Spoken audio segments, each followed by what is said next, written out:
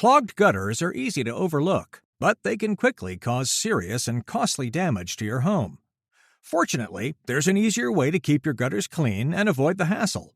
With Leaf Filter, you can protect your home and say goodbye to cleaning gutters for good.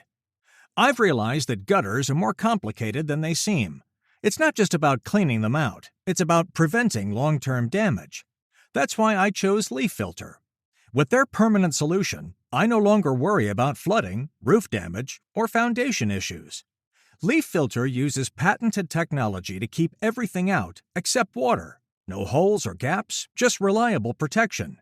Plus, every installation comes with a lifetime no-clogs guarantee. Protect your home and never clean out gutters again with Leaf Filter, America's #1 gutter protection system.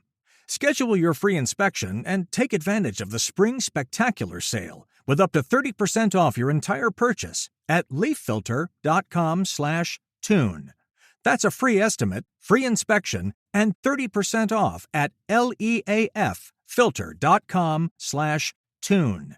See representative for warranty details. It's Wednesday night after a long day, and the last thing you want to do is cook dinner from scratch. But you still want a satisfying, tasty meal without the guilt? Enter your freezer sidekick, Cauliflower. From thin and crispy cauliflower crust pizzas to all-natural white meat chicken tenders and more, Cauliflower is gluten-free always, satisfies every craving, and is ready in minutes. Cauliflower is available in freezer aisles nationwide. Visit eatcauliflower.com/where-to-buy to find a store near you. Critical hit Punch All Nazis takes place in the early days of World War II and combines high adventure with cosmic horror. All dates, locations, and historical events are thrown out the window in order to create a fun story, so don't put too much thought into historical inaccuracies. All accents are done poorly, but with love, and no disrespect is intended.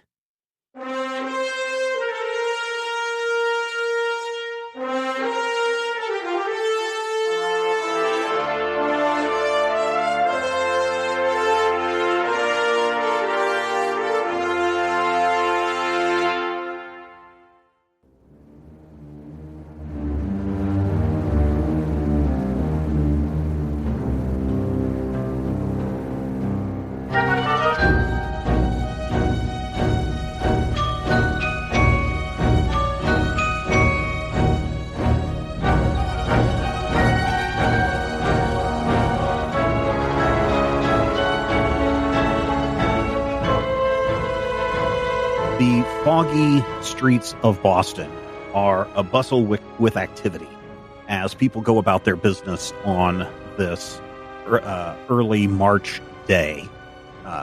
There are people on the streets corners trying to sell newspapers that talk about the coming war.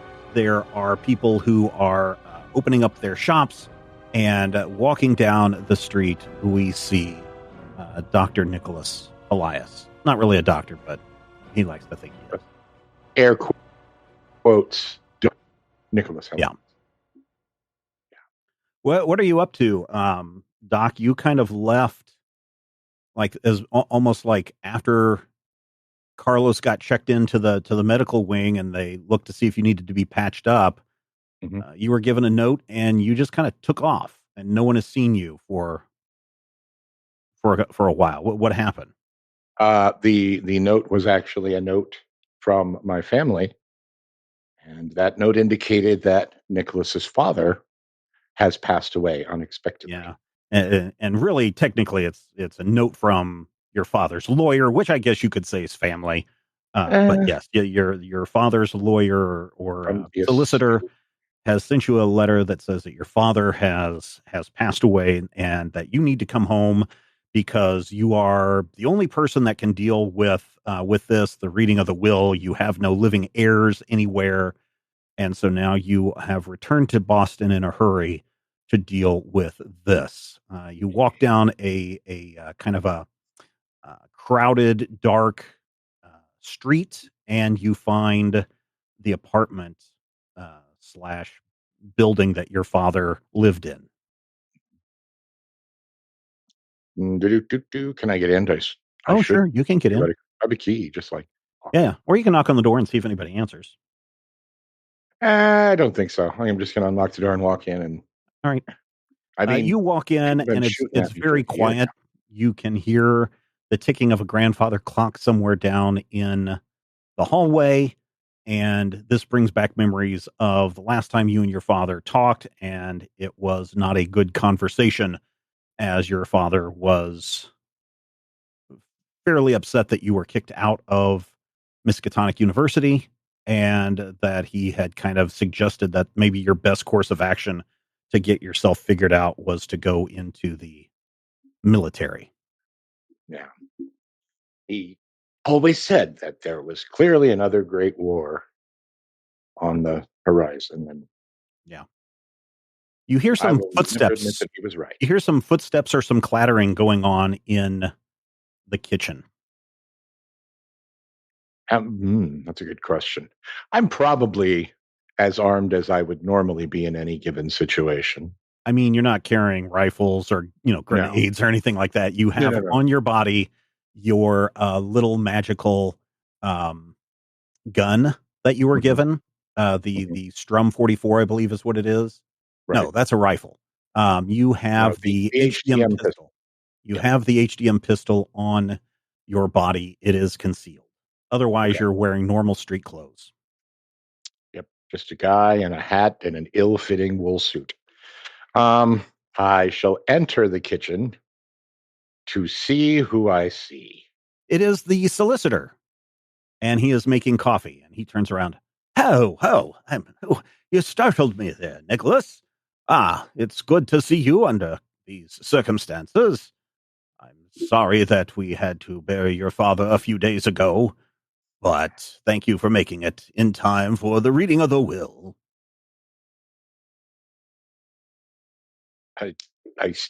I'm stuck. Did anything? What happened? Was it just? At that moment, you hear the front door open and you hear the footsteps of three people walking down the hallway towards you, and they must have heard part of the conversation, because as you turn around, you see three people in trench coats and fedora hats, and they definitely give off the air of police force. The one in the front, who looks to be uh, the person in charge, says, "Yeah, that's why we're here to talk. I'm Detective Steele of the Boston Police Department. These are my compatriots, and if you guys want to introduce yourselves, starting with Brian." I'm Detective Mansour. Detective Loman. Yeah. We were hoping we were going to run into you because seems to be a little question about your father's death. Question: When did you get back into town exactly? And he flips out a notebook and he's looking at you. He's got a pencil in his hand ready to write. When did you get back into town? 9:00 this morning. Huh? So the cover story that, if you guys remember from way early on, was that indeed you were all discharged from the military, and questions on whether you were discharged honorably or not was never really answered. Oh yeah. So how does that jive with us getting promotions? I know, right? Well, I mean, you're all part of a secret group, so we're yeah. secret. We're secret So- sergeants. So back to so my understanding was that you were recently discharged from the Army. That is correct. Yes. And what have you been doing since then? Oh, I spent some time back at the university. Been looking around, maybe trying to come up with a new project. Detective Steele kind of looks over at Loman and gives a little nod. And what project that might be? Oh, I haven't found out yet. Still looking. And when was the last time you saw your father alive? The last time I saw my father would have been before I shipped out in 39, I believe. So you weren't in Boston last Thursday when your father fell down the stairs down by the wharf? No. You see, that's a problem that I have with your story here, Mr. Elias, before you went into the military, neighbors complained that there was a lot of fighting between you and your father. And then, just last week, neighbors were complaining that your father was fighting with someone that sounded an awful lot like you. And then your father mysteriously is found dead down by the wharf, pushed or fallen down some stairs. And you have been traipsing around Europe and apparently at Miskatonic University recently. You see how this doesn't make sense to me? Not really. I feel like you'd have to be going in with an assumption for those particular bits of information to come together into anything at all. See, that's why I'm the detective. I always come up with these great, what do you call them, assumptions. And they always pay off. Mm. My close rate is 100%. You got anyone that can corroborate your whereabouts during these times? Mm. Well, I don't know if you're familiar with a Mr. Arbogast, Carlos Arbogast of the Arbogast family. Wasn't he one of the ones that was discharged with you? He was, yes. And wasn't his father recently given a big award by Adolf Hitler? That I couldn't speak to. Yeah, you know that that's true because you've been around. You've been around Carlos during the entire time when people bring it up. So I'm lying. Oh, okay. Then please roll me a. Oh boy! Persuasion plus reason. D2. Oh, do I have any monumentum? There's only one. I think I'll use it. 2 successes. Yeah. They kind of all look at each other with knowing glances, but they appear to not press the matter about Arbogast's connection with Hitler. Good question, Brian. Other detective, do you have some questions? He did say he was back at Miskatonic, right? That's what he said, yeah. Mm-hmm. And what would you be doing when you're back at Miskatonic? I was meeting some old friends, checking out the library, just sort of just revisiting my youth. You know, leaving the service was kind of I don't know. Wasn't necessarily what I felt like was my best choice, but oftentimes, you know, you make the best of what you have. Roll that again, please. Roll what again? Your persuasion plus reason. That wasn't lying at all. That was me just talking. 2 successes. Oh, 3 successes. No successes. No successes and complications. At this point, Steele snaps his notebook closed and says, I'm sorry, Mr. Elias, but we know you were kicked out of Miskatonic University for some questionable actions that you were doing on campus. So I find it very hard to believe that the university would welcome you back openly with these reports that we have heard. So at this point, I'm going to understand. This is your lawyer. I understand. Where are you from, sir? Oh, well, I am from the law firm of Brinson, Sirius, and Tuthane, sir. Yeah, well, listen, I understand there's a will reading today. I'm going to go check on this Miskatonic information. I'm going to leave the other 2 detectives here while the will is read, if that's okay with you. But I got to tell you right now, Mr. Elias, that we're putting your father's death down as a murder. Lightning crashes outside. Boom, crash. Ah. Do you understand what I just said to you? Oh, I understand what you just said to me. Okay. Well, boys, keep an eye on this one. And Steele, yes. Detective Steele, leaves the door and he slams the door as he's leaving. And there are some dishes in the cabinet that rattle from the force of the of the closing of the door. The consequence of you rolling a 20, Matthew, is that you are now prime suspect, or for Doc, I guess. Doc is now prime suspect in his father's murder. A murder for which they will literally find no evidence of my presence, and I have a plane ticket coming into town today. I'm just saying. Were passports a big thing at this point already? Yes and no. I mean, yes, passports are a good thing to have, but he probably could have gotten in pretty easily if you know whose palms to grease. And certain military connections. Grease and palm. Right.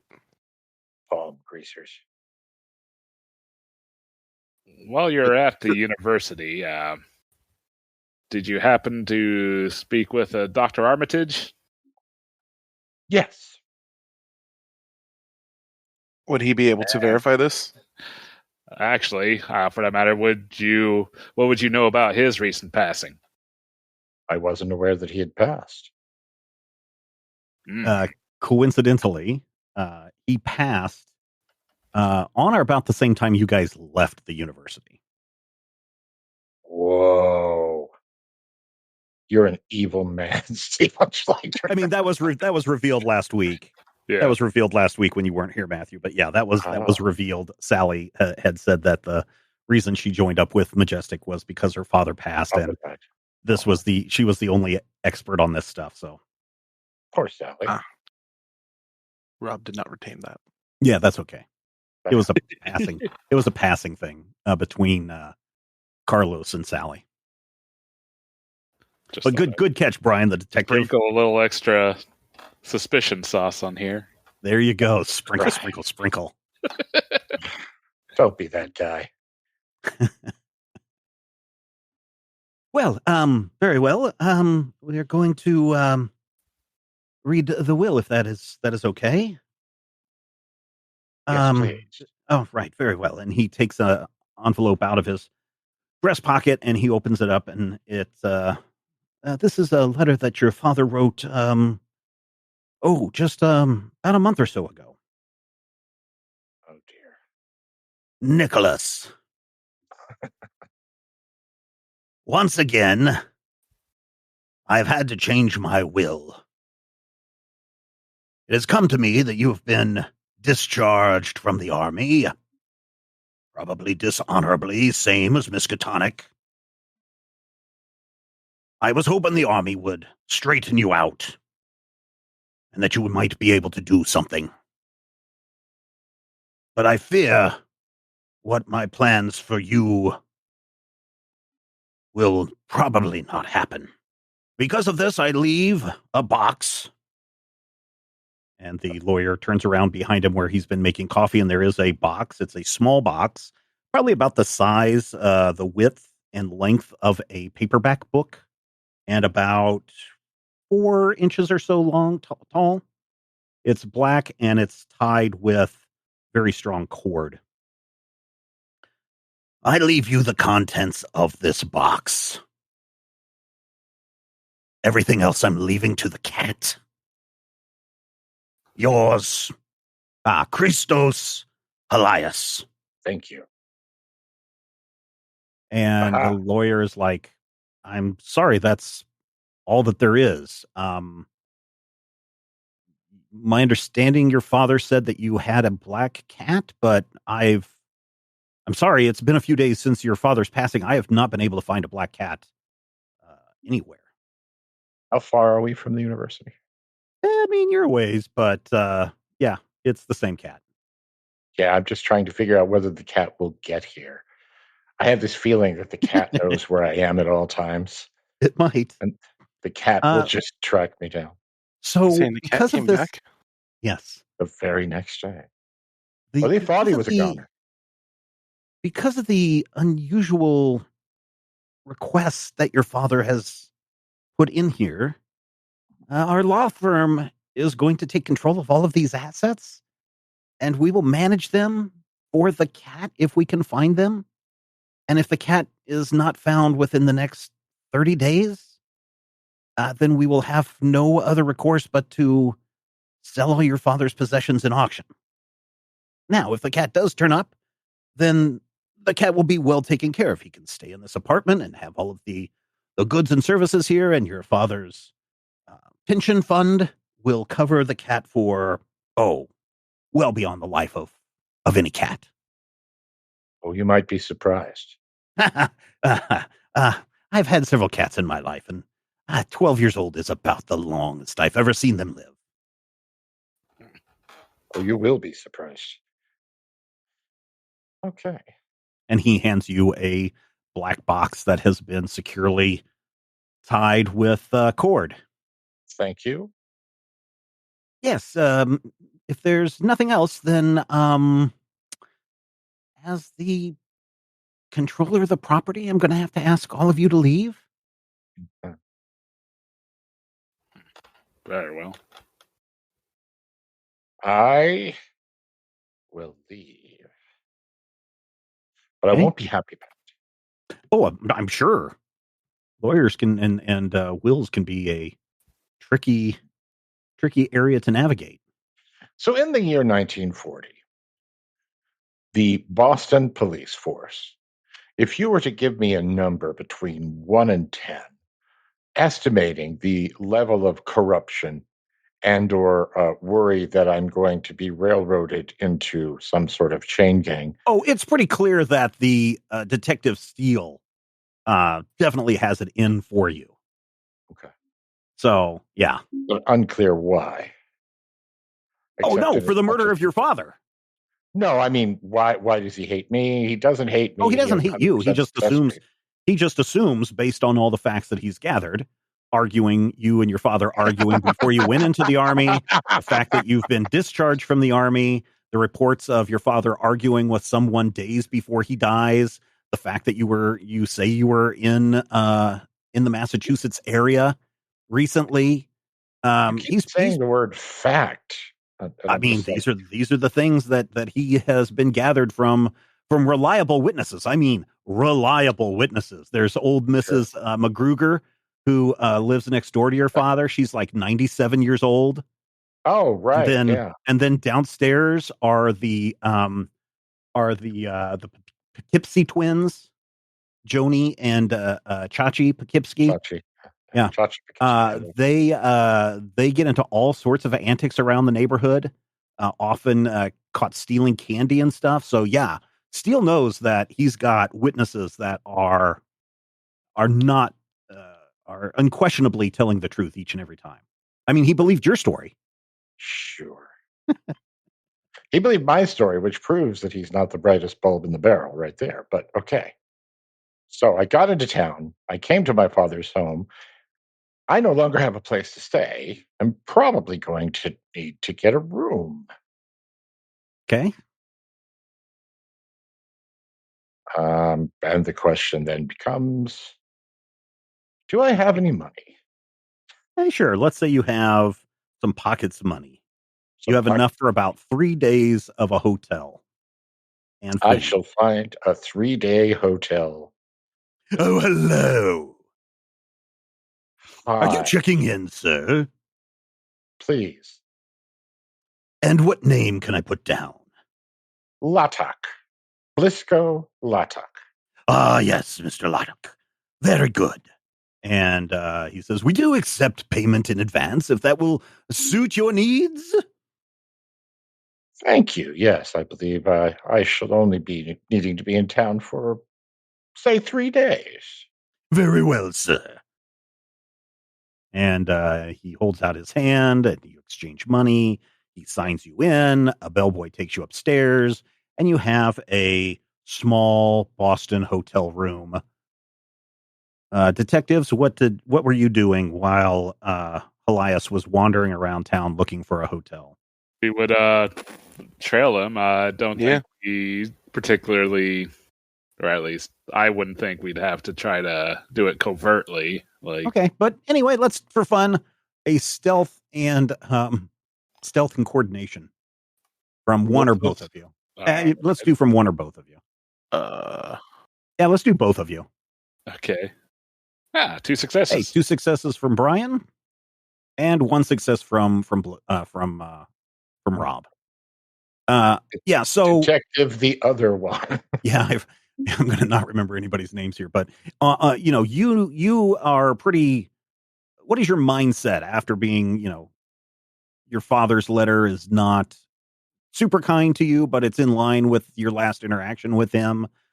You've been kicked out of the house, and the only thing you have to show for it is a box. Definitely angry, definitely disappointed, definitely self-absorbed to the point where if they are trailing me, yeah, all the way to the hotel, you don't notice anyone. But when you get up to the hotel and you open the window to see the city of Boston that you haven't seen in about 2 years, you can see Blisco's character. What is your character's name, Rob? Detective other one. Detective Lohman. Yeah, Rick you Lohman. You can see Detective Lohman kind of standing down at the on the street, leaning up against a light post, looking up, and sees the window open, and he's just staring right back at you. So you're in your room. Your father has been murdered, and you have a box. My father is dead, and a very, very pushy Boston policeman claims he's been murdered, but the scientific method. I mean, they do have police, so if they think your father's been murdered, he's probably been murdered. It's 1940. I mean, sure. Are you going to go down? They still think that colloidal silver is a good idea. Are you going to go down to the docks then? Are you going to go to the scene of the crime? I think first, I kind of want to see what is in this box. Okay. So if you would, let's do a agility and what can we do here? Is this one of those saw boxes that's going to impale my hands? Let's do agility and academia to see if you can get this undone, because this is not like a twine that is just tied around a metal box. There's something about this, the way that this box is tied up, that you don't see a knot, right? There's no way for you to see how it's, it looks like it's one continuous piece of twine of some kind. Steven? Yeah. If a man in a GIMP mask with nails in his head shows up and has sights to tell, thanks. me. I'm writing that down. GIMP. GIMP mask with nails in his head. You've already seen a man in a GIMP mask recently, so. I'm just saying, if he shows up and tells me he has such sights to show me. The phone rings and you pick it up. Would you like to play a game? Angel to some. Good afternoon, Dr. Elias. Or should I say? Oh, if you would, see if we can open this box up, please. One success. Yeah, you're not, for whatever it is, you spend about 20-30 minutes trying to cut this string with your knife. That doesn't work. You try to, sometimes you can wiggle a cord off of a box, when it's tied in that kind of cross lengthwise, widthwise kind of thing. Nope. Yeah. This is done in such a way that you can't get it off that way. This is a very secure box. Interesting. And so the question becomes, is there anything that my memory tells me is probably in this box? Like, is it did my father have the hand of Vecna or something, and he kept it in a drawer? Or why don't you do an insight plus observation, D2? Okay. 2 successes. So from a very young age, probably 8 or 9, you remember seeing this box in the kitchen on a high shelf for your entire life. It's always sat there. You've never seen it move. You've never seen it with twine on it. And every time that your curiosity kind of tempted you to climb up on the cabinetry and the shelves to try and get a better look at this box, for whatever reason, the minute that you got 2 inches away from the box, your father was always there, and he would be like, "Nicholas, get away from there." And so you've always known that it's been there, but you have no idea what's inside of it. That is the memory that you have of this black box. Can I take another shot at unraveling, literally? And not right now. You've kind of worn yourself out. Trying to undo this thing. Do I have a shower or a bathtub? Sure. You take a shower and you are clean, question mark, by 1940 standards. What time of day is it? It's like noon now. It's lunchtime now. Noon. I should set out into the streets looking for food. You find a restaurant and you're able to sit at a cafe, and sure enough, you look across and there are two detectives at the table 3 down from you. They're at this point not concealing that they're following you. Well, why would they? Raise a glass in this direction. I shall order something. Yeah, you get something and you eat it, and it's delicious and it's good, and your belly is full. Okay. To my family is all dead. My mother's dead. Your mother died. Your mother died.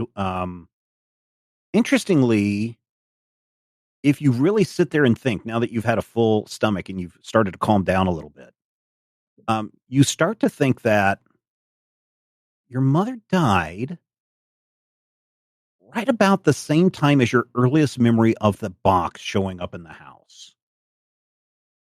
Oh no. It's her soul. Okay. I now have some food.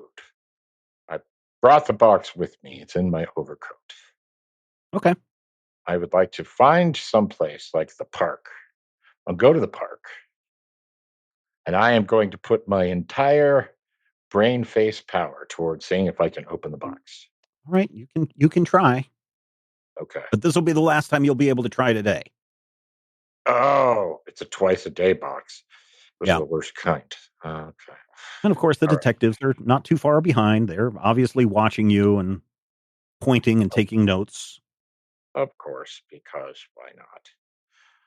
And this is another one of those. Let's see. Can I throw in some insight? I'm feeling quite insightful.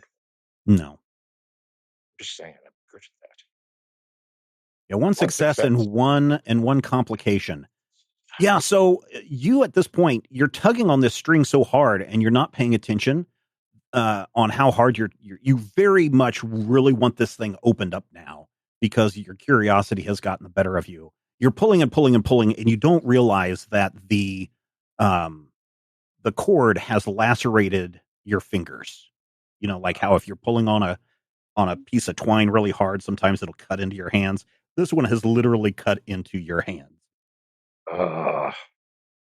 So you need to take 1 physical damage. Dang it. And as you're standing there, trying or sitting there, I don't know what you're doing, how you're cleaning up yourself or stopping the blood from flowing. Do I have my stuff with me? Sure. All right. I'm going to open my first aid kit. Aha! Okay. Does it give me anything? No, because I didn't actually refill it. And I'm going to take the time to clean, as by 40 standards, mercurochrome. Sure. And as you're doing that and wrapping a bandage around, a man is walking by. Oh, good Lord. Are you okay, sir? Yes. My goodness, that is a nasty gash. Nasty gash. Oh, I'm sorry. Are you Nicholas Helias? I am, yes. Do we know each other? Oh, yes. Well, no, not really. I knew your father. Edwin Adelsberger is my name. Have I ever heard that name? No. Oh. Well, it's always nice to meet one of Father's friends. Yes. I'm terribly sorry to hear of his passing. Thank you. Yes, yeah. When did you get back into town? Just today, actually, for the reading of the will. I'm so sorry indeed. So your father was buried a couple of days ago in accordance with, your beliefs. Have you had a chance to meet with your lawyer and go over the will? I have, yes. And I suppose your father left you everything, yes? Not precisely, no. Oh, that's too bad. And he pulls out a card. Listen, I am someone that is into investments, and if you oh my, and he kind of is looking at this black box that's sitting on the bench next to you. What an exquisite black box! Might I see it? If it's all right, no. This is actually. Oh, that's a shame. That's exquisite. I'm someone that deals with antiquities and investments. So if you are ever in need of money, just as a friend of your father, Mr. Elias, I would be very interested in helping you out. And he hands you his card, and it says, Edwin Adelsberger, purveyor of fine antiquities and investments. And underneath, you see this symbol, and it kind of looks like a key, but it's not a key. That's what it just reminds you of, is a key. And there's a number and an address there. And he says, good. Are you sure I can't buy that box from you right now? I will give you $100. And he starts to reach into his breast pocket, and he pulls out his wallet, and he's opening it up, and it's full of money. It's got it easily has $1,000 in there. No, not today. I still. Are you sure? $200. I could give you $200 today. I know of a buyer who is very interested in finding a black box exactly like this one. Oh, really? And who would that be? Yes, it's an acquaintance of mine. Oh, and surprisingly of your father's as well. He's been looking for a box just this exact size because he has a very rare silver key that he would like to store in that, and that would be perfect to hold the silver key. Ah, certainly. Yeah, I'm going to imagine again? I'm sorry. I'm sorry. What? What was his name? Oh, his name is, and he looks around and he sees the detectives watching and scribbling notes. His name is Fabian. Fabian Kune. Ah. German, is he? No, I believe he's Scandinavian. Ah, indeed. Well, definitely, I'll keep it in mind. As I say, I haven't really come to terms with all of this, and I haven't actually opened the box yet, but I do have your number, and I will call you if I need to. Yes. And again, I'm so sorry about your father's death. It's so sudden when people die in their sleep like that. Yes. Goodbye now. And he tips his hat and he starts to walk away. In their sleep? That's what he said. I'm sorry, did you say in his sleep? I'm sorry, what? You said he passed away in his sleep. Oh, yes. Did you not know your father passed away in his sleep? No, I hadn't heard.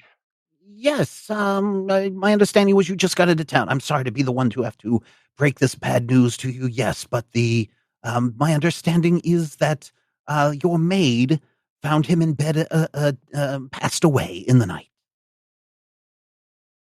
That is tragic. Yes.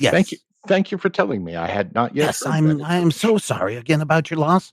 Have a good day, and please consider calling me because I'll give you $500 for this box right now. No. But I have your number. I'll keep it in mind. Okay, very well. Thank you. Detectives, do you guys do anything? You see this odd exchange. You see it looks like, Elias has slashed his hand and a man suddenly walks up to him and starts questioning him. Looks like he's trying to offer him lots and lots of money. I mean, we were there during the reading and all, right? Yep, you were. Mm-hmm. So, and we know that box was left to him. Yes. I think pretty much have a general read on the situation. I don't know that need to probe at this time, unless I probe the gentleman as he's leaving. Okay, he's walking right past you. Yeah. Stop him real quick. Show him a badge. Oh, yes. Oh, hello, officer. How may I help you? You just spoke with Mr. Elias over there. Yes. I'm a good friend of his. A good friend. Right. I'm sorry. I'm terribly sorry. His father just recently passed away, and I was just paying my condolences. We're aware of that you were asking about the box. Did you know something? Oh, was I? No, I was just inquiring on his well-being, and I figured he was down on his luck and needed some money, so I was simply offering him money. And of course, being a very good man and a good, honorable man, he refused that offer. So yes, sir. Is there anything else I could do to help you? Can I get your business card? Yes. And he reaches in and pulls out a business card, and he hands it to you, and it says Brown and Sons Shoe Company, and it has a address that you are familiar with. There is a Brown Shoes that, in fact, you bought your floor chimes from that very store 2 years ago. Is there anything else, officer? No, that'll be all. Okay, very good. And he tips his hat and walks on. I will keep an eye on him as he leaves. Yep, he continues to walk, and he gets to the edge of the park, and another gentleman comes up to him, and they both kind of look at each other and walk off together. Because we were able to hear their conversation, right? Let's see. Why don't you roll me a insight plus observation D2? And it really depends on how close you were to him at the time, but let's roll that first. Yeah, rolling. Okay. Would instincts or sight be involved in this? Instincts, no. You don't. Your character doesn't do lip reading or anything like that. Give me a sec. I would say maybe sight. Polymath. Everyone attempts a skill test to detect danger or hidden enemies. Reduces the difficulty by 1. Nope. Doesn't look like I've got anything. Yep. Let's just do a D2. But since the first aid kit has been opened, you have 3 momentum to spend. You said D2? Yeah. Mm-hmm. One success. You kind of overheard things. You missed the part about where the guy introduced himself and handed the business card. So you didn't hear that part. You could hear the man offering money and saying he would be very happy to buy the box. But you didn't hear much of anything else. It seemed like a relatively pleasant exchange from what you saw. Yeah, I'll show the card to Officer, the first one. Yep, you show him the card, and Detective Gerard, yeah, you're not really familiar with the shoe store. You, of course, are not a Florsheim man. You are a Buster Brown man, and you get your shoes from a different store. What would a cobbler want with this box? Hard telling, but all sorts of people like different things.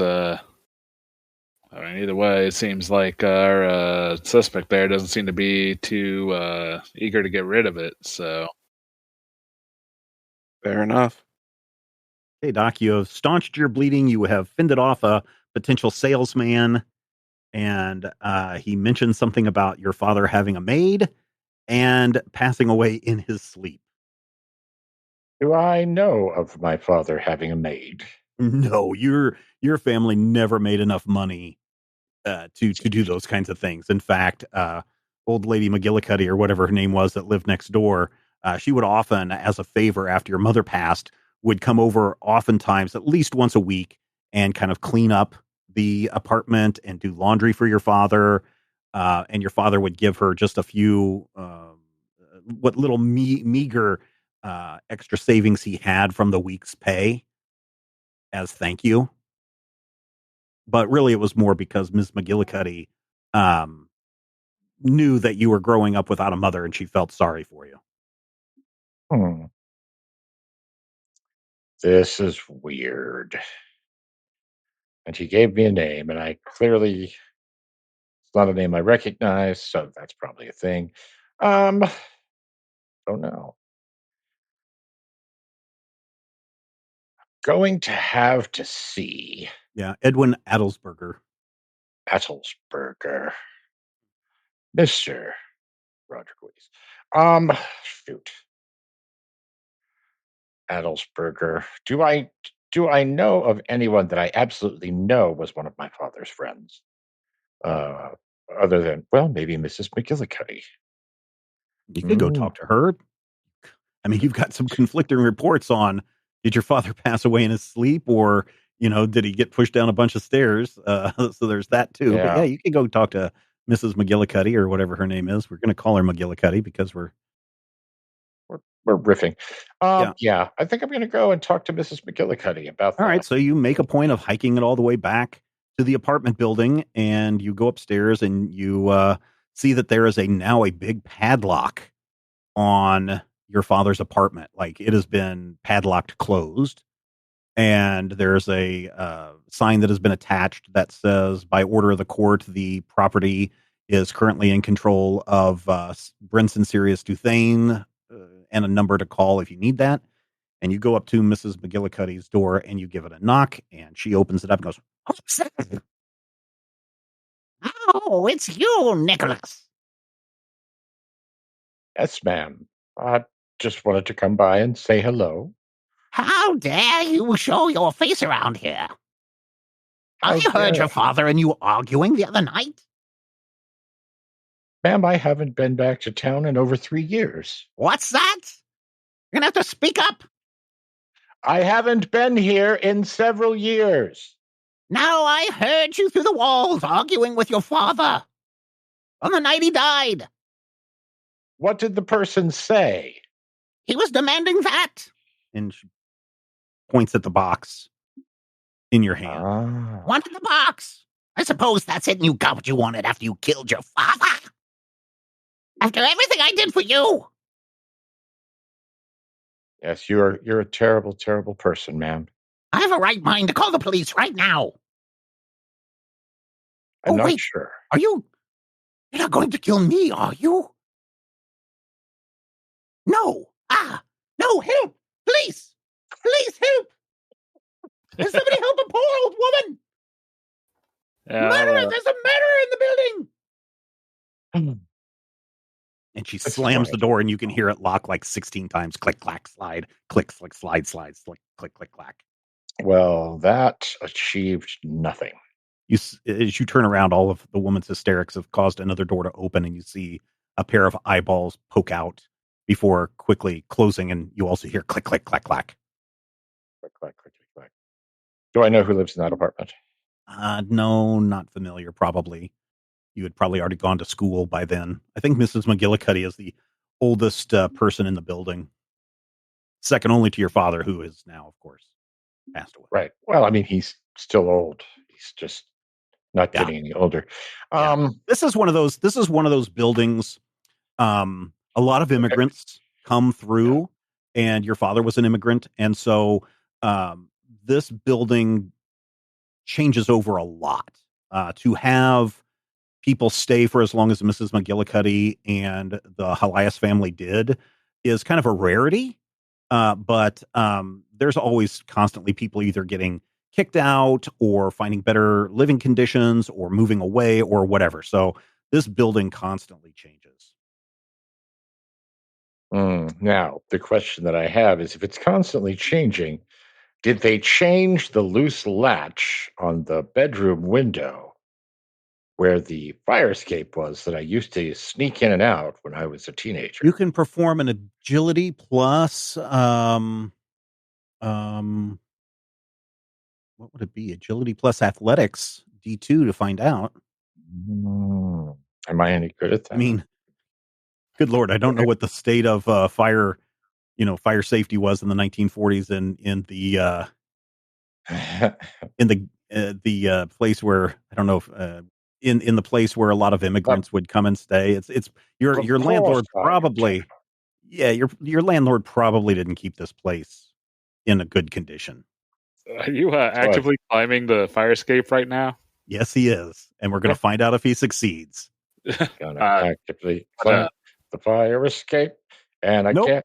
He does. You guys, you see Nicholas come out of the front of the apartment building, look up at the window of where his father's apartment would be, and then you see him go down the alleyway to the fire escape. And this is one of those where the ladder comes down and you have to jump up to grab it.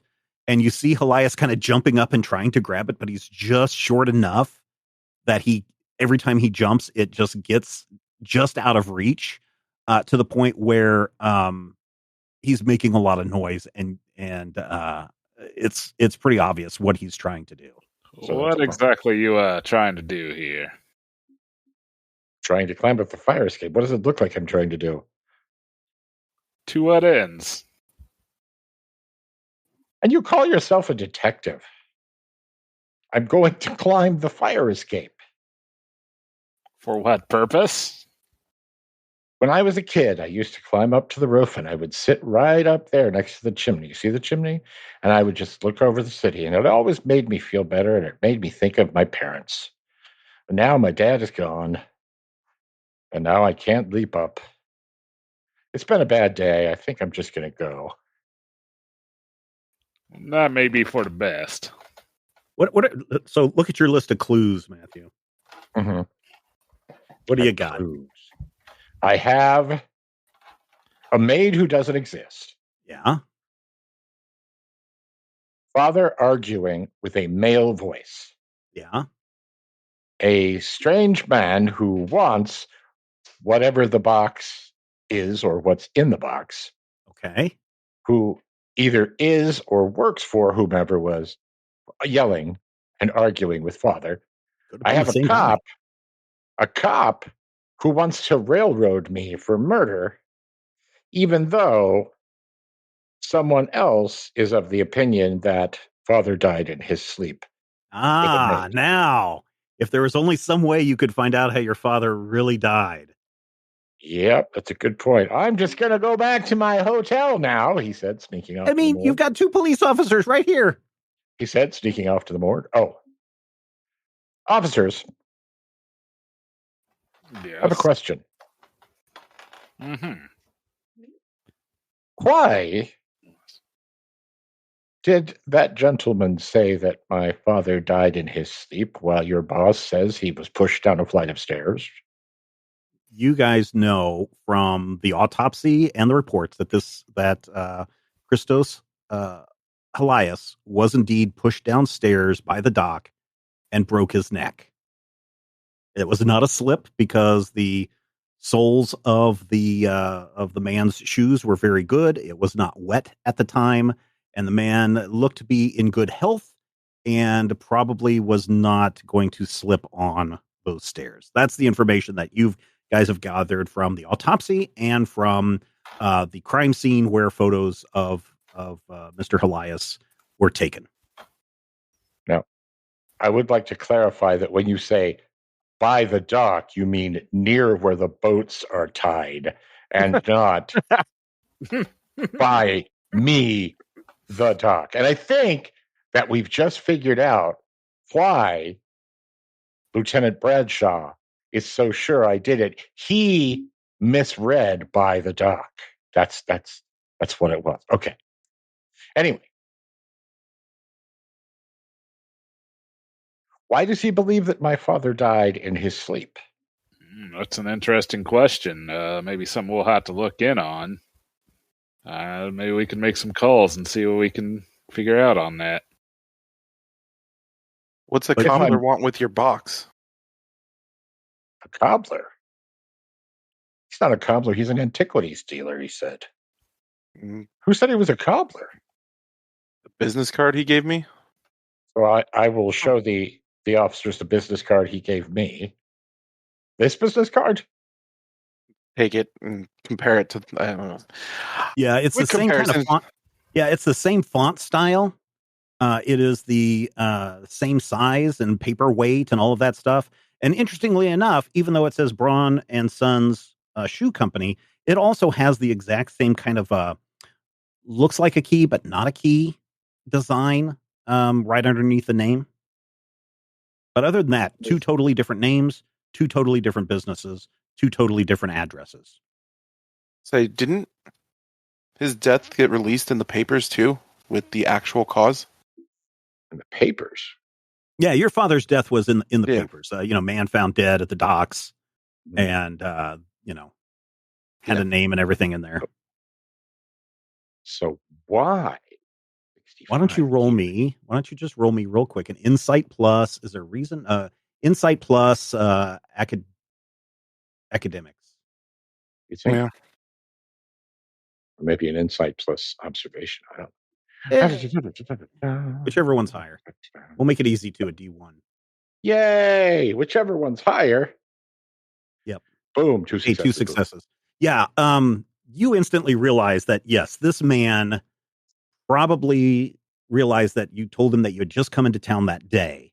And so he thinks that you have no idea that what really happened, because he doesn't know anything about the police following you or a murder investigation. So yeah, it's pretty clear that your father's death would have been in the paper at a time when you would not have been able to find the paper.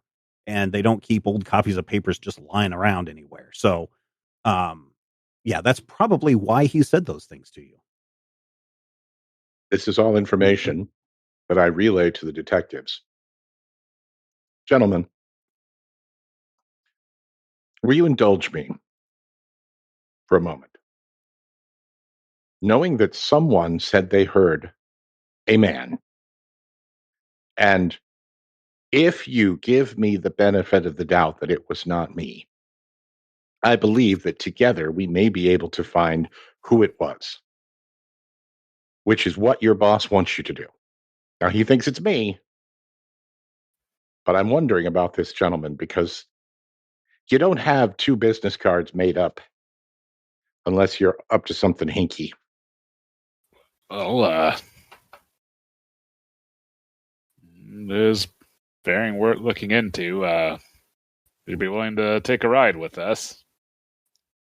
Yes, I was actually going to ask. How close are these addresses? Oh, they're like several streets away from each other. Like easily 15-minute walk away from each other. So about a mile. Turn to my partner. Shall we go check this antiquities place? Yeah. Seeing as I don't believe this man gave me anything legitimate on the card I've gotten. And somebody wants what's in this box. You don't know what's in the box either? I don't. It's been in my house as long as I can remember, probably since shortly after my mother passed away. That was years ago. Yeah, that would be like almost 20 years. And father was not the most forthright of people. Well, if this box is what's caused these problems, maybe we should open it.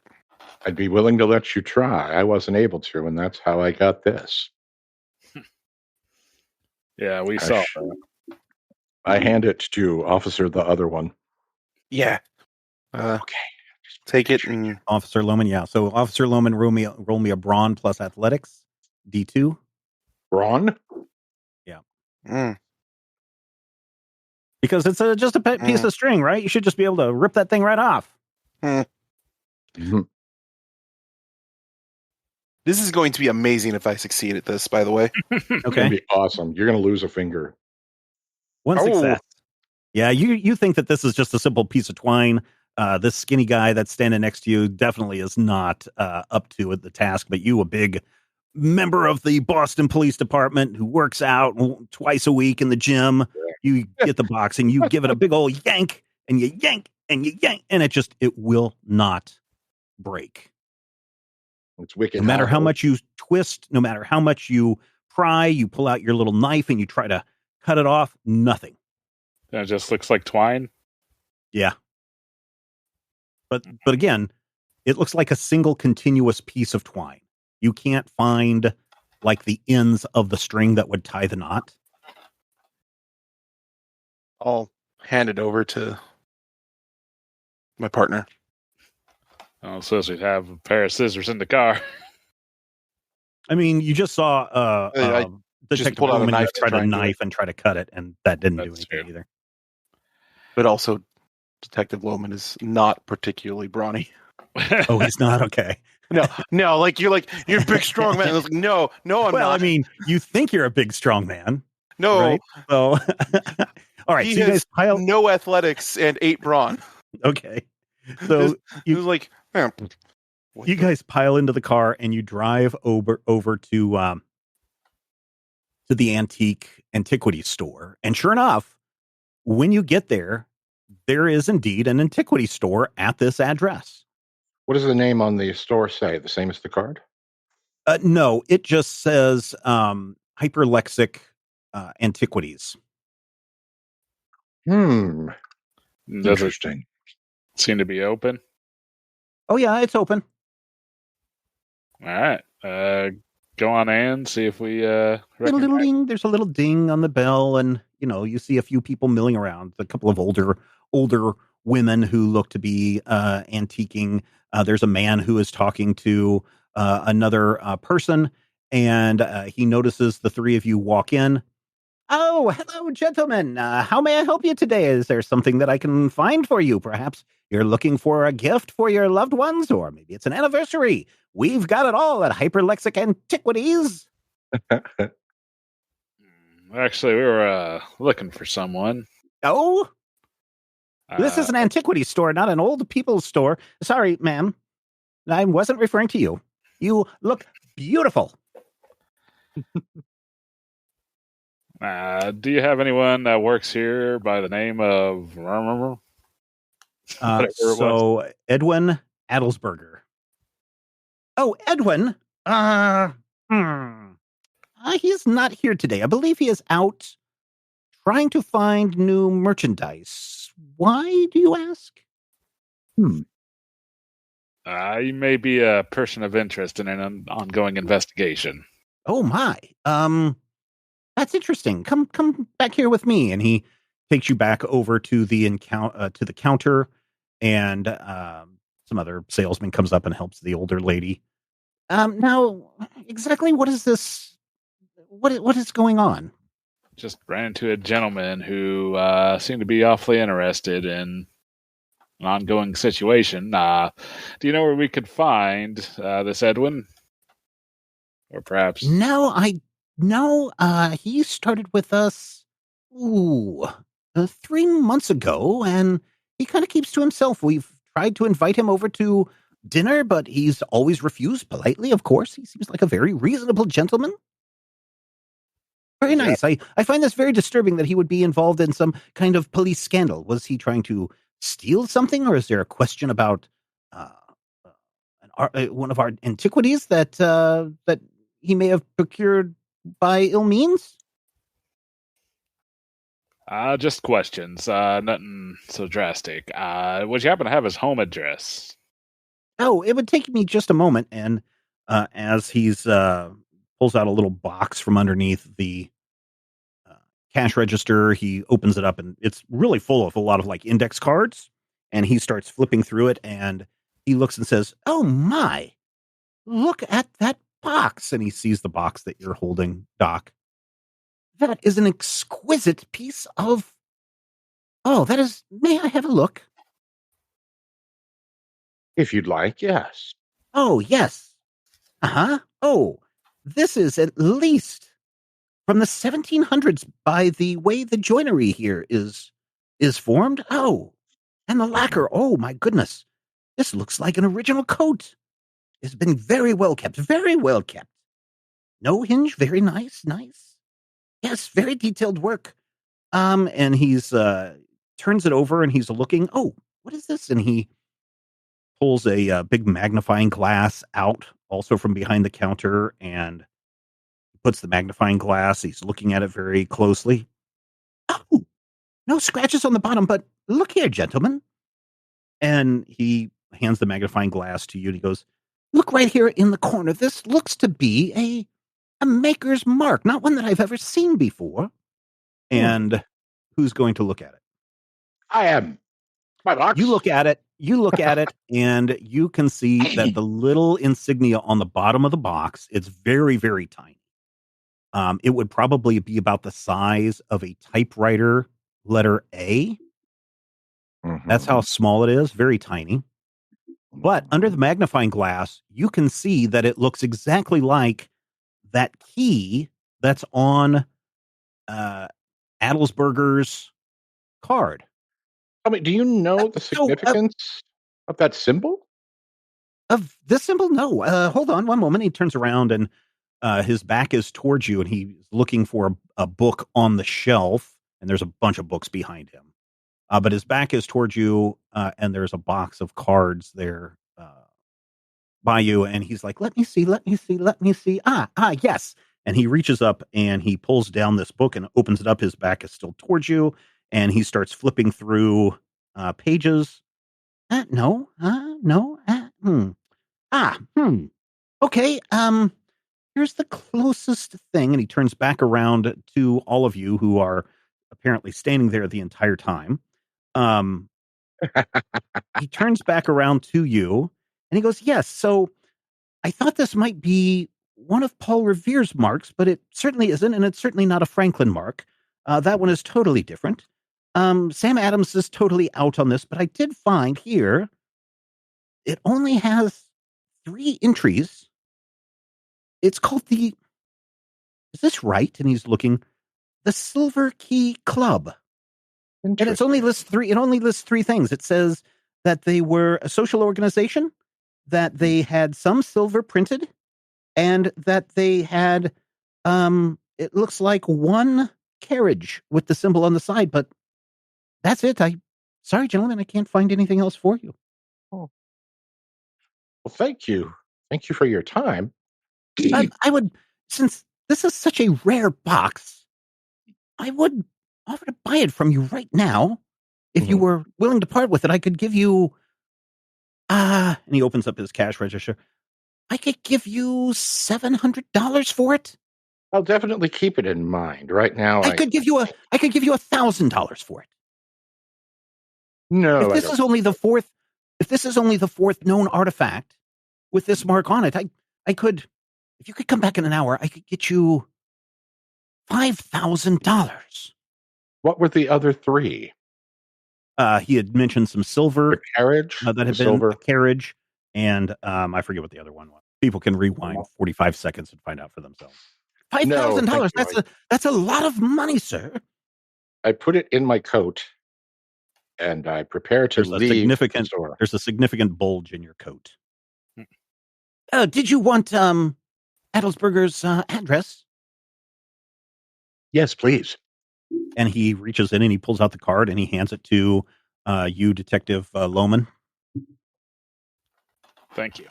And you can see that its address is not too far away from here. It's more in the fancy part of town. Bostonians, you can write in and tell me what's that? Is it any closer to the other address? Oh, no. This is like Bostonians. I didn't realize I returned to the hotel. Yeah. No. Bostonians who are listening, please write in and tell us what the fancy part of Boston is. But this is from the fancy part of Boston. Beacon Hill, I believe, is. If that's what it is, then that's what his address is. Yep. No, the shoe store is like a mile away. It's still in the downtown busy shopping area. I think we should check out the other address, but I'm not going to say anything in front of the gentleman. I'm just going to walk towards the door and hope that the detectives follow me, because I'm doing the thing, because, I'm presuming that because I might be a person of interest.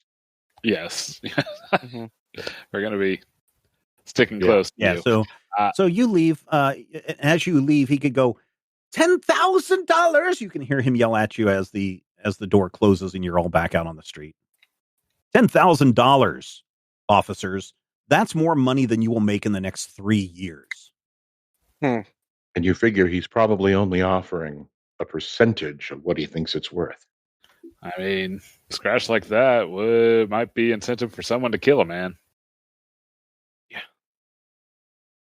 Which does make you wonder, since I didn't do it, is the killer going to come after me next?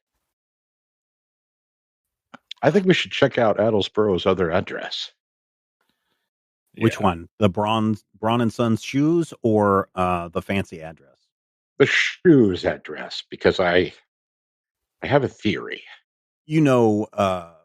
Detective Lohman, you bought your shoes from this place. You know exactly where it is. You guys head over there. You go inside. Sure enough, it's kind of the same thing. It's the yes, they do have a Mr. Adelsberger, who is one of the shoe people. You know, and he does work there. Is he there currently? No, I don't think he's here now. He only comes in and works on Saturdays and Sundays. I think this is a part-time job for him. Interesting. And could you describe? How about you? Them are some Buster Brown shoes. How about a nice pair of Florsheim, sir? Perhaps later. Could you describe this gentleman to us, please?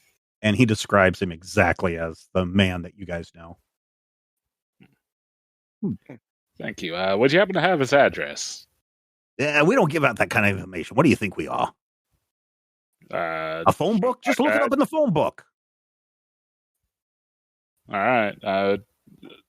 So my badge doesn't dissuade him any different? Hey, look, officer, I'm a busy man. There's women that needs to buy shoes, kids that needs to buy shoes. That old man over there has been waiting for me to find him a new pair of shoes. I'm really busy. I'm sorry, officer. All right, then. We might be back later. Let's head on out. If there is like a phone booth nearby, I will. Yeah, sure. There's a phone booth right there. Phone booths are like, you see phone booths as far as the eye can see. This is the 1940s. You can't go 20 steps without finding a phone booth. Yeah, I'll just see if the names happens to be in the phone book. Sure enough, there is an Edwin Adelsberger in the phone book. Does that correspond with the address we already got? It corresponds with the address that you got exactly from the antiquity store. Okay. Very well. At least that's lining up. Yeah, let's see if we can find this fella at home. Okay, so you guys all drive out to the fancy part of town, and it's kind of amazing for you, Doc, because you really didn't get around too much in the city. I mean, there was areas that you went to, but Beacon Hill, the fancy part of town, was never an area that was super appealing to you. So it is kind of interesting to see the city change as you move from your neighborhood to this neighborhood. And sure enough, after about 25, 30 minutes, you pull up to a very big mansion. Any iconography that might look like a little key, perhaps, or anything? I mean, I don't know. Why don't you walk up to the door so you can get a better look? I walk up to the door. Sure enough, you can tell because I'm giving you a free observation and an insight check that the door knocker does look exactly like the symbol that you guys have seen on the card. And in fact, there's a little plaque right next to the door that says the Silver Key Club. Officers. Yes. If I suspect, as I suspect, we're about to knock on the door of the man who murdered my father, would you be carrying your service revolvers? Always. All right. And if you had them at this point in time, say, in a state that is ready, because again, we're about to confront the man who I believe killed my father. Knock on the door, and after a moment, the door opens, and there is a very fancy butler. His nose is in the air. Yes, gentlemen, may I help you? Yes, we're here to see whatever that name was again. Edwin Adelsberger. Adelsberger. I'm sorry, Edwin, that you're listening and everybody can't remember your name. You are a very important part of everything that we do here at Major Spoilers, and we thank you for your patronage. We do. My apologies. We just bad at names. Yes. I'm sorry, sir. Are you on the list? This is a private club, sir.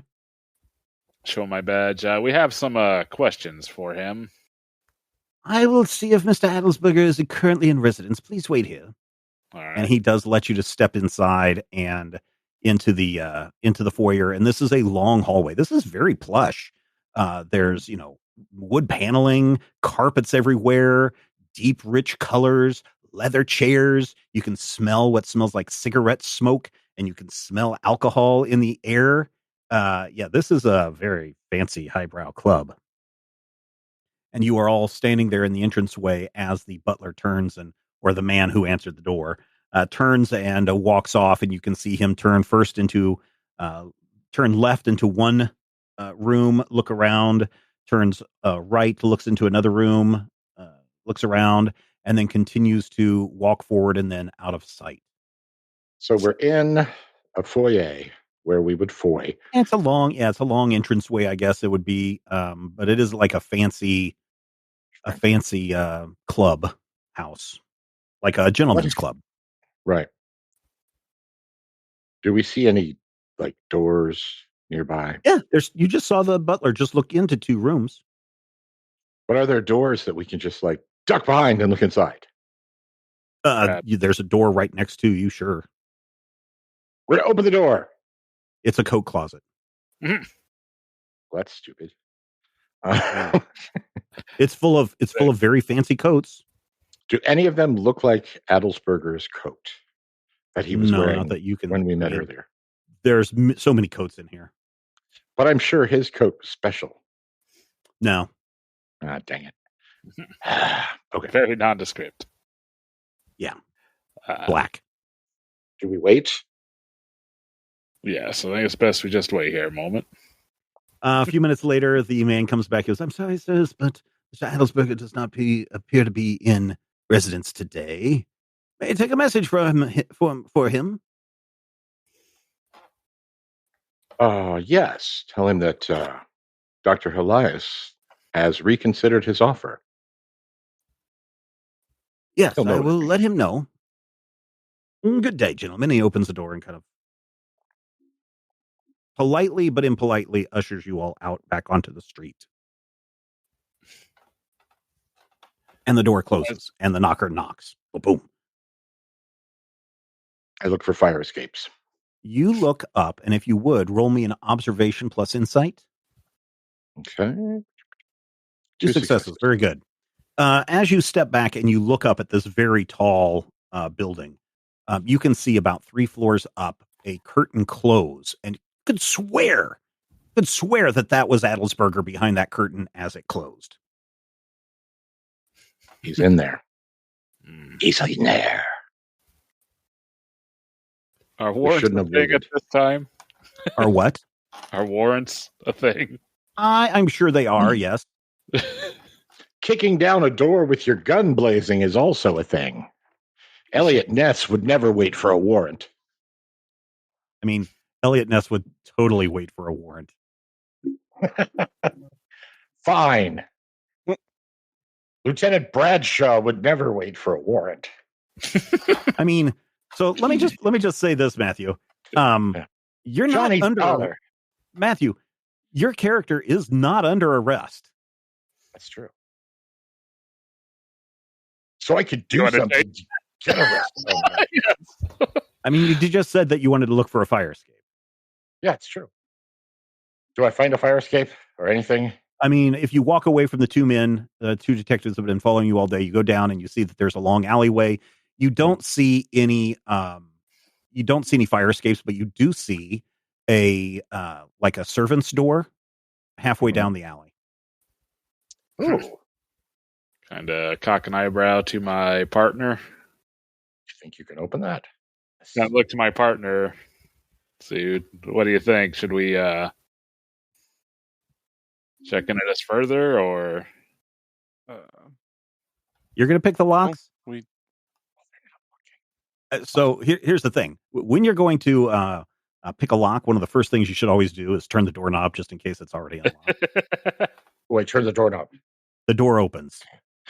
You can see that this is the entrance for servants. It's kind of like a mudroom, but you can see it's tiled. It's not as well maintained as the entranceway that you were just in, and it kind of leads downstairs to what smells and sounds like a kitchen pantry area.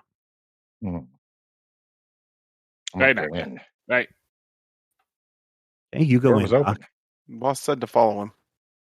Keep an eye on him. All right.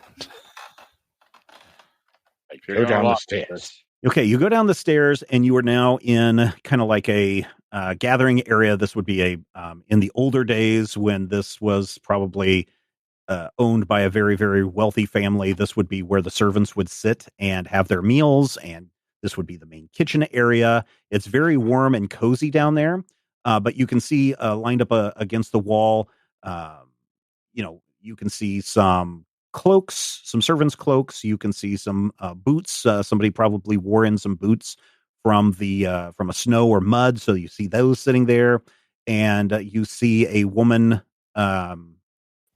cooking at the stove. It looks like she is making some kind of a dessert for an afternoon treat.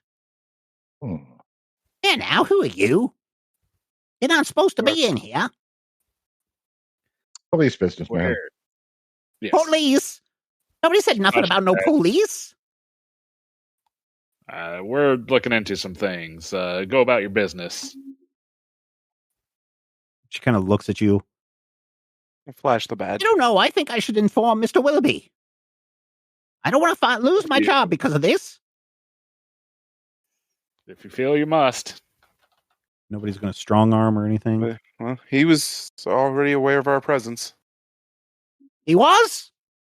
I heard nothing of it. Let me see your badges.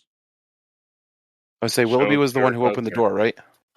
You don't know. He never introduced himself. Well, oops. But she asked for your badges. Yeah. I mean, yeah. You two show badges? I already showed her. What about him? He's with us. I was never here when you came in. I'm not getting deported. I need this job. I have 600 hungry mouths to feed. We had no idea who you are.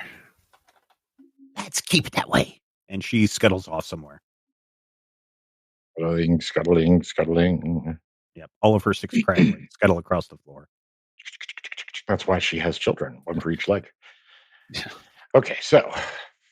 Let's see if we can find some stairs up.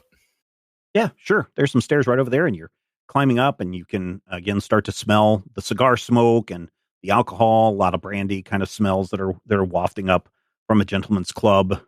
You get up to the top of the stairs, and you see, open the door slowly, and you can see right across into another room, and you can see a bunch of high-backed, overstuffed chairs and a fireplace that's roaring, and you can see some men sitting around. Their backs are towards you, so they don't hear you. And you can overhear them say, "Could it be? Have they really found it? Do you think that it's there? I think it might be. What did Alice Bulger find out? Does he know anything? I don't think he was able to get the box. Wasn't able to get the box. Why didn't he just take it from the man? I don't know. Well, I'm going to have a few stern words with him later. As I will. This key is valuable for us." And they kind of continue to mutter and talk amongst themselves. But those are over the course of about a minute or so, those are the things that you are able to pick up.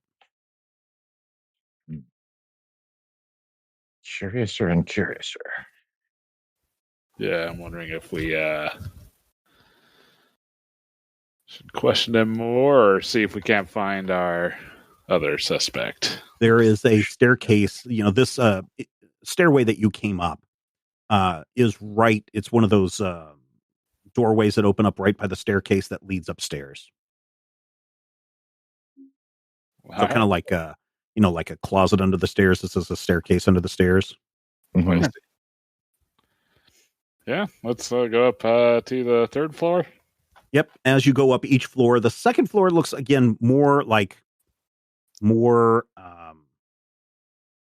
office spaces, gathering areas. One area looks like a library. There's a dumbwaiter on the stairs at the top of the stairs that goes up and down. If you go up to the 3rd floor, this looks to be more like private areas, just a hallway of doors. Like shut there's door? There's a window at the end of the hallway. But yes, all of these are big oak or walnut. I don't know what fancy people have in their houses. These are solid core doors, not these hollow core doors that people have today. These are fancy doors, damn it. And they're all closed. Are they locked? Yeah, fancy people in their doors. Yeah, damn fancy people. You go up to the first door on your left, and you open it, Doc, and you peer in, and this does look to be like a changing room of some kind. Let's close the door and see what we change into. No, different. Anyway. Oh, sorry. Okay. So And a changing room or something.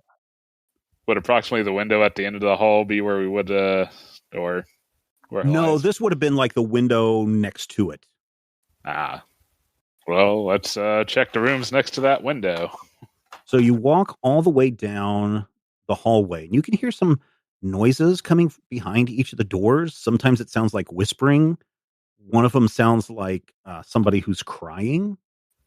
Another one that you pass by sounds like some kind of a chanting that's going on.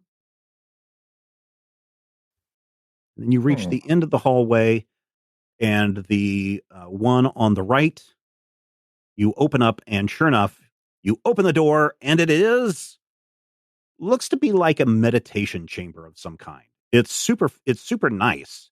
It's fancy, but there's no fancy ornamentation or anything like this. There is a candle lit in the middle of the room, and a short chair or stool right in front of the candle, and there's a big heavy draped curtain in this room. It's probably, 10 feet by 10 feet, but it's clear that this is the window that you had saw Adelsberger looking out of earlier. Well, don't seem to be here now. So, is there anything in the room at all that we can identify? There's a candle, like a short stool for kneeling or sitting on, and that is it. Okay. I'll go ahead and check the room opposite. Yeah, so the room opposite, before you get to it, do me a favor and do an observation plus insight. All right. Because it might be a good idea with some of the other sounds that you heard coming from the other doors that you might want to listen to this door before you just open it up. You've got 5 momentum. This is a D2? I'm just checking here. Would this happen to be a test to detect danger or hidden enemies? Yes. Yeah. I can reduce the difficulty by 1. Okay. With what? What is your skill? What is your detective skill? It's hidden danger. The same one that I have for for or constantly watching. Yeah, that's what it is. Okay. This moment has that too. Yeah. Okay. I also all got right. sharpshooter like Blisco. Okay. All right. Cool. Yeah. So go ahead. It's a D1. Okay. So shower 2D20, and I forgot what. Oh no! 0 successes. As you are reaching for the doorknob, the door suddenly opens up, and there's a man standing there. It's obviously Adelsberger, and his back is to you because he's turned and talked to someone else. And as he's talking, he says, "By damn, I will go back and kill that man myself. I don't care. I've murdered his father. I will kill him too. We must have that box." And at that moment, he turns around and sees both of you, all three of you, sorry. He turns around and sees all three of you and is like, "What are you doing here?" And then he notices the bulge in your jacket, Doc, and he's like, "You've got the box with you." And he reaches out and he tries to rip the box from your jacket. So if you would, Matthew, please roll me 2d20. This is a hand-to-hand combat. Okay. So coordination and fighting, or no? Agility and fighting. Okay. 0 successes. I didn't roll anything. Sorry. It moved up, and I thought that Brian's roll was your roll. Sorry. That was my. How my dare roll. you, sir? 1 success. All right.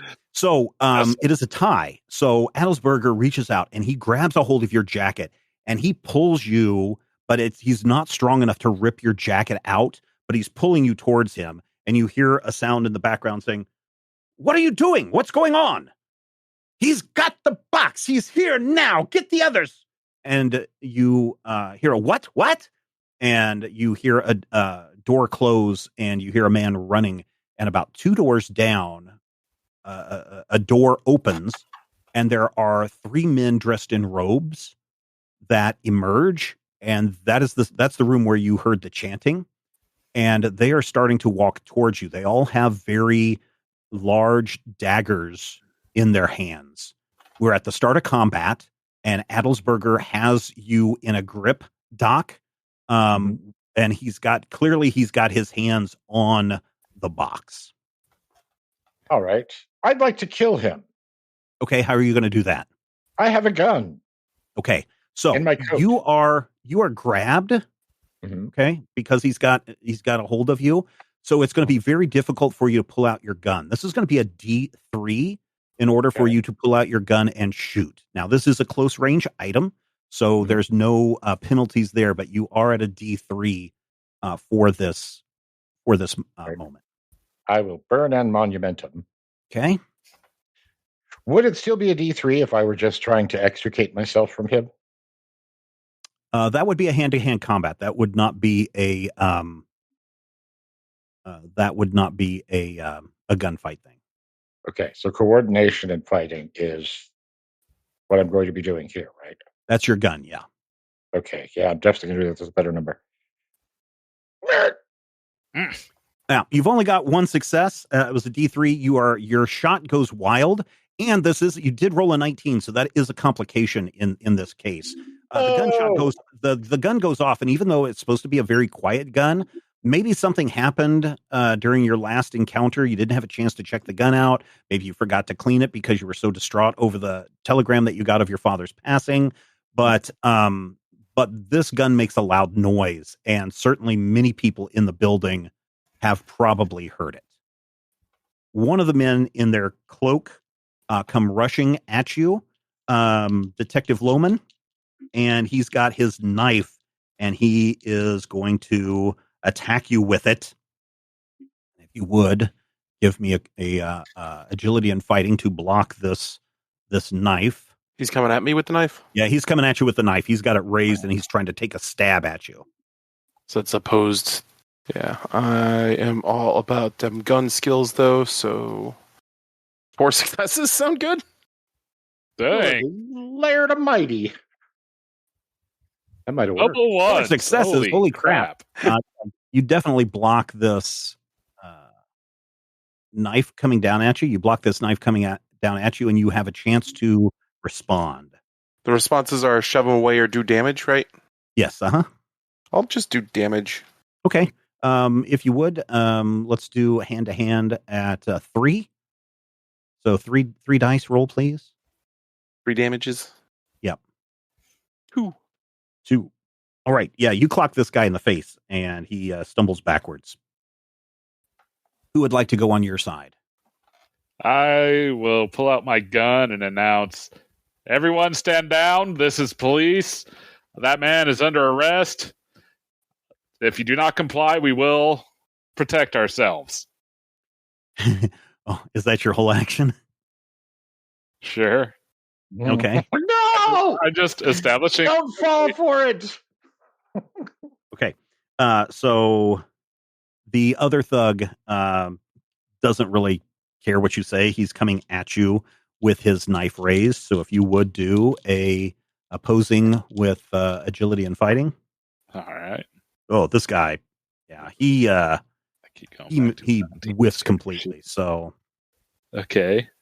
He hears your cry, and he starts to rush at you with his knife and thinks better, and he quickly dives into the little meditation room that the door is still open and slams the door.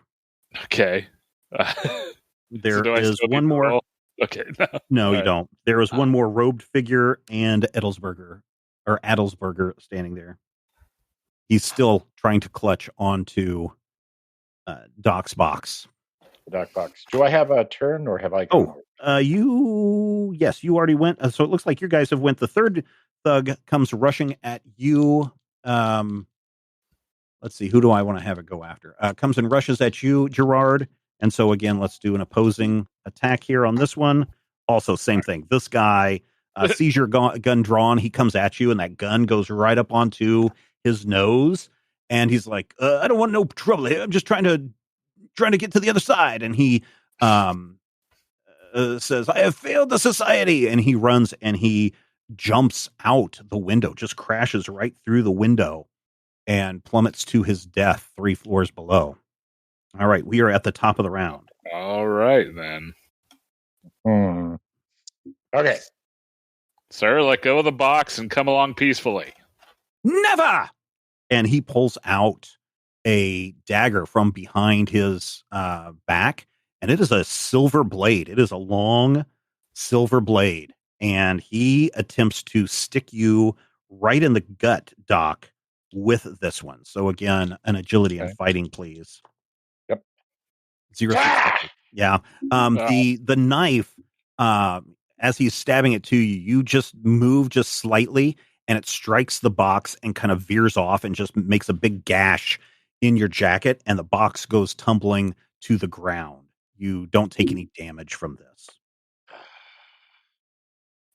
Can I aim and try to shoot the knife out of his hand? You can aim and shoot him, yes.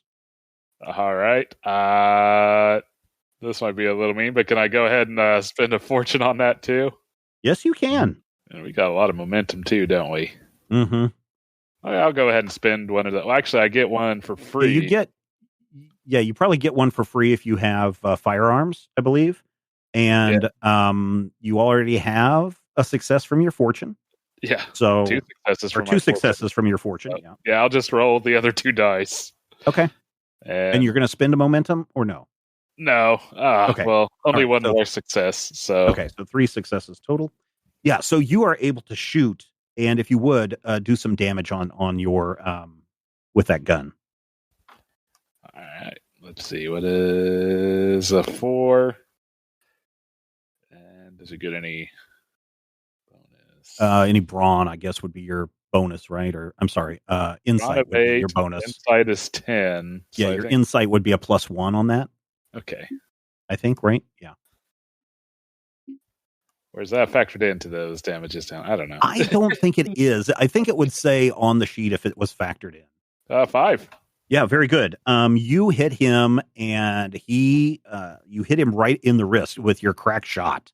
And the knife goes flying out of his hand, and he goes down. Ow, ow, ow. He is injured. He will probably never use this hand again. Now, do we have to have any more trouble? The final robed figure still comes rushing at you, Loman, and takes a swing at you with his knife. Again? Yep. I will use the Order of the Silver Club! And he slashes at you. Hey, 2 successes. Very good. You fend off his attack, and you may respond. Throw him out the window. We're in the hallway, aren't we? Yes, you are. You just saw one man go out the window. No, I'll just clock him again. All right, so go ahead and punch him and do some damage if you would. I guess just 1. All right, you punch him again. Then I'm going to pull out the twin pistols. Okay. And it's clear these guys are not just going to surrender. Yeah. We'll go ahead and use this fancy fists full of lead ability. Yeah, dual wield that thing and shoot this guy up. We'll go ahead and use another momentum. Okay. And we're going to use shoot twice. Okay. Yeah. So how does shoot twice work? It's the fistful of lead. Loman's ambidextrous and an expert at using his signature pistols, dual wielding them with deadly effect. He may choose to make 2 separate attacks in his turn. Okay, cool. The other option is to concentrate fire on one foe, but I mean, this is the only guy kind of left. Concentrating fire is just +2 stress. Oh, okay. Whereas 2 shots is okay. Yeah, go for it. Yeah, I'm gonna shoot the guy. I'm gonna try and shoot him. Yeah, scratched into the handle of your gun. This one that you fire first says love. 3 successes, very successes. Good. Do some damage. Damage on these are only 3, but they are vicious. Yeah, they are. It's insight for bonus damage. 10 is 1. 10 is 1 bonus damage. Yeah. Okay. 1, 2, 3, 4, 5. All right. He's really damaged, but he is still kind of staggering to you. You might as well use your other gun that you have etched on the handle, hate. We'll use a momentum again. Okay. 2 more successes. 2 successes. Very good. And the damage. Bam. He goes down. And you hear at the end of the stairs a bunch of people rushing up the stairs. What's going on? You hear some people sound like heavier footsteps, like maybe some bad guys. There's a whole crowd of people, some older men, some younger men that look like heavies, all come to the top of the stairs. You are policemen with your guns drawn. Yeah, I don't suppose we've seen any phones nearby. Oh, no. But you can hear outside. You can hear some sirens wailing because there is a guy that fell to his death just seconds ago. What's going on up here? Police. Police. Oh my God.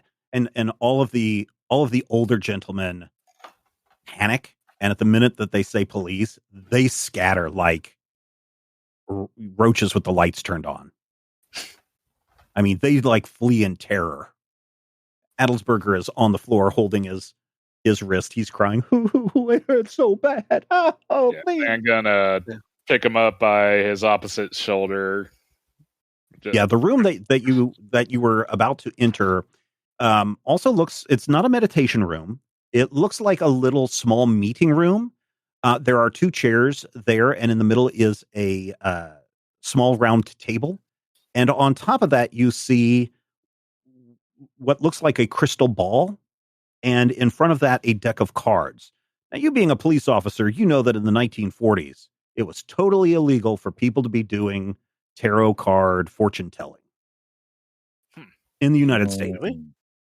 Yes, you are police officers. And you know that fortune telling is a big no-no. So at least you've got them on that.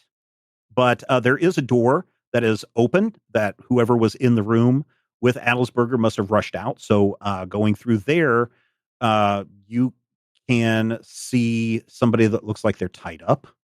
And in that room, which, it's comfortable, but it's just basically a small cot. There is another door that leads to another room where those 3 robed figures came out of. There's a person tied up. Yes, there is a person tied up. And you have in your possession one Edwin Adelsberger. And there's nobody coming up the stairs anymore? Or no, those people all scattered and ran. Okay. And about a heartbeat after all the old people, the rich guys left, all the other heavy guys, the younger guys, the security or thugs or whatever you want to call them, they kind of put 2 and 2 together and thought that it was probably in their best interest to also scatter. Probably reasonable. Tell my partner to go untie that person. Yeah. Yeah, you go into the room and it is a youngish woman. Hard to tell. Definitely high school age, maybe college age. She looks terrified and she's tied up and her mouth is gagged. I'll approach. I'm Detective Lohman, ma'am. We're here to help you out. I'm gonna quiets down a little bit. I'm gonna pull down the gag. Thank God! Thank God, officer. They were gonna kill me. They were gonna sacrifice me. Oh, thank God you're here. And her wrists are still tied, but she wraps her arms around you and she's hugging you. Oh, thank you for saving me. Thank you, thank you, thank you. And she's just hugging and holding on to you. It is clear that she is in hysterics. Mr. Adelsberger, is he conscious or unconscious? No, he's awake and crying from the pain. Okay. I'm going to put a gun to his head. I'm going to ask him very, very, very pointedly, what in the world is in this box? And bear in mind that he just said he killed my father. If it's what we think it is, it's the key to other worlds.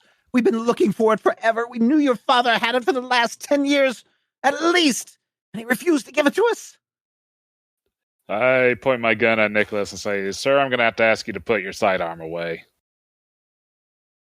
Hidden in plain sight. Pardon? The key to other worlds. And you're saying it's in the box. We think so, yes. And that's why you killed my father. He wouldn't give it to us. We tried to offer him all sorts of money. For years, we've been asking him to give it to us. We'd buy it from him. He had some kind of ward on his apartment to keep us from breaking in at night. And you suddenly remember, hey, yeah, with all the crime in your neighborhood, not once was your apartment ever broken into, even with that rickety latch on the bedroom window. Interesting.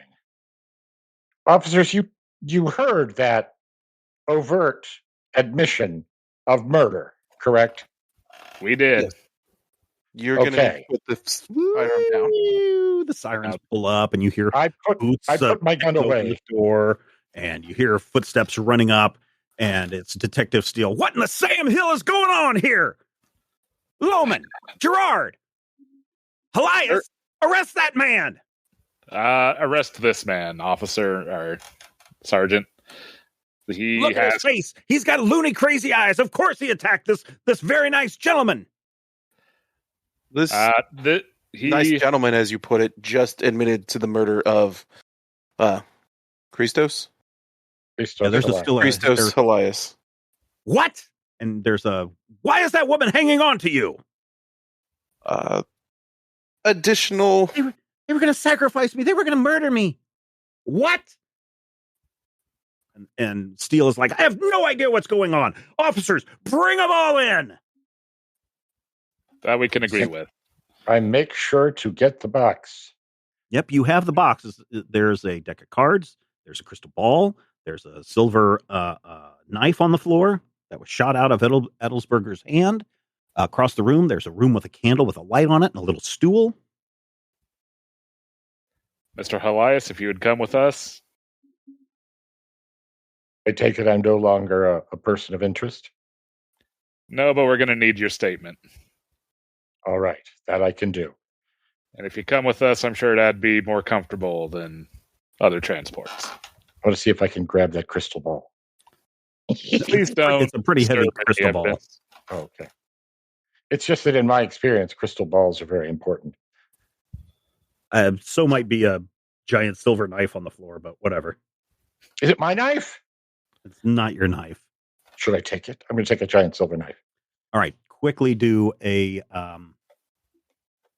agility plus stealth. D1. Oh, God. You can burn all 6 of these if you want to roll 5 dice. Oof. I'm going to do it. Okay. 2 successes. Very good. Yeah, as one of the detectives tells you to put down the crystal ball, you kind of let go of it, and it drops and falls onto the floor, and you're like, oh, I'm sorry. And you bend down to pick it up, and while you're bent down, you palm the silver knife into your hand and into your jacket sleeve. And then you stand up and you go with them, everybody down to the police station. And at the police station, everybody is taking statements. Everyone's putting things together. Adelsberger has his hand bandaged. But this guy's probably, not taken to the hospital. It's pretty clear that Steele is somebody who believes that pain is a good way to get the truth out of people. And over the course of the next couple of hours, the truth comes out that, yes, indeed, Adelsberger admits that he, working alone and under no one else, was trying to kill, pushed Christos Elias down the stairs at the docks and murdered him, and because he wanted this box. He doesn't know what's in the box. He refuses to say anything about what's in the box. He just knew that this box was worth a lot of money. And because of the marking on the bottom of the box, believed that it belonged to the Silver Key Club, and he was doing everything he could to get it back. He knows nothing about what the other members were doing in the other room with those women. When pressed on to why he is the president of the Silver Club and didn't know what was going on in those other rooms, he pleads the fifth just in time as his lawyer shows up. But Steele comes up to you, Doc, and he says, Elias, first of all, I want to say I'm sorry about your father's passing. It's a good thing that our fine police officers here at the Boston Police Department were able to bring in the perpetrator and that I was able to coax a confession out of him, and this man is not going to be trouble to you anymore. I want to apologize for thinking that you might have been the person behind it, but then he leans in. Have you looked in a mirror lately? And I'm setting you free. Good luck, and please try to stay out of Boston in the future. Thank you. I appreciate that. And he kind of boots you out the front of the police station. It's raining in Boston in the evening. Oh, so I have a box. Yep, it's a box that is tied with some kind of twine that has no beginning and no end, but is impossible to cut with any knife or scissors or hands that you have seen so far today. Interesting. Hidden in plain sight. Is it the same day that I tried to open it last? I mean, when you tried to open it with your... No, it's midnight. Of course not. Okay, it's a good day. I'm going to try to open it again. What are you going to use? I'm going to use my instincts. I'm going to use... I know what I'm going to use. I'm going to use resilience. What are you going to use? Nope. What are you going to use? My hand off. Oh, my hand. What are you going to use? You're going to use your hands. You face. Cut my hand. You cut your hand. You cut your other hand. I'm going to use the silver dagger. Oh, you have the silver dagger, and as you pull the silver dagger out, and it glints in the light of the sodium vapor street lights, you can see on the handle, right at the hilt where the blade and the handle meet, you see a little stamp that has that key symbol in it that you've seen throughout. This is obviously made by the same makers who made this box.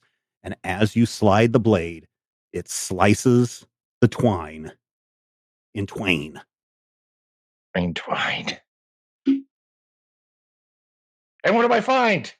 Inside, you find a large silver key. And inscribed on the key is the phrase, "The Dreamlands await." I say the most vile curse in Greek. Why? Because it was hidden in plain sight.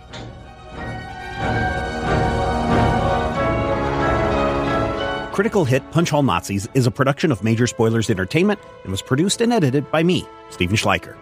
If you would like to get a behind-the-scenes making of this episode, be sure to check out the GM Roundtable Octoon Cthulhu Edition at our Patreon page, patreon.com/Major Spoilers. Each week I discuss my plans for the upcoming game session. Dr. Brad Will is there to share his reactions and advice on how to be a better game master. I will warn you, though, there are spoilers galore in every installment of the GM Roundtable Octoon Cthulhu Edition. So, if you don't like spoilers and don't want to know what I am planning next, don't listen to these episodes. Though, I will say, if you do listen, you'll be able to see how and where the players throw a wrench into my plans, and you're also going to have greater insight into the world that's being built into this campaign. Finally, we want you to record yourself doing your best on Critical Hit and send it to us at podcast@majorspoilers.com, and your voice will join the growing chorus of fans in upcoming episodes as well. Thank you again for listening this week, and here's hoping all of your dice rolls are critical hits. This podcast is copyright 2024 by Major Spoilers Entertainment, LLC. You know when you're really stressed or not feeling so great about your life or about yourself? Talking to someone who understands can really help. But who is that person? How do you find them? Where do you even start? Talkspace. Talkspace makes it easy to get the support you need. With Talkspace, you can go online, answer a few questions about your preferences, and be matched with a therapist. And because you'll meet your therapist online, you don't have to take time off work or arrange childcare. You'll meet on your schedule, wherever you feel most at ease. If you're depressed, stressed, struggling with a relationship, or if you want some counseling for you and your partner, or just need a little extra one-on-one support, Talkspace is here for you. Plus, Talkspace works with most major insurers, and most insured members have a $0 copay. No insurance? No problem. Now get $80 off of your first month with promo code SPACE80 when you go to Talkspace.com. Match with a licensed therapist today at Talkspace.com. Save $80 with code SPACE80 at Talkspace.com.